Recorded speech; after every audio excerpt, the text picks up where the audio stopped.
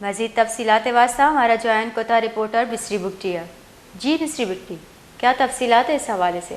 ہاں جی بالکل، جعفر آباد کا علاقہ ہے خان کی پل گوٹ محمد ابراہیم، جہاں پر فائرنگ سے خاتون سمیت 2 افراد قتل کر دیے گئے ہیں۔ واقعے کی اطلاع ملنے پر ڈیرہ لائر کی پولیس جائے وقوع پر پہنچ گئی۔ پولیس نے دونوں لاشوں کو اپنی تحویل میں لے کر DHQ ہسپتال ڈیرہ لائر منتقل کر دیا، جہاں پر ضروری کارروائی کے بعد لاشیں ورثہ کے حوالے کر دی گئی ہیں۔ پولیس کے مطابق واقعہ سیاکاری کے الزام میں پیش آیا ہے، جہاں پر ملزم شوہر نے فائرنگ کر کے اپنی بیوی اور ان کے مبینہ آشنا کو قتل کر دیا ہے اور موقع سے فرار ہو گئے ہیں۔ پولیس واقعے کی مزید تفتیش کر رہی ہے۔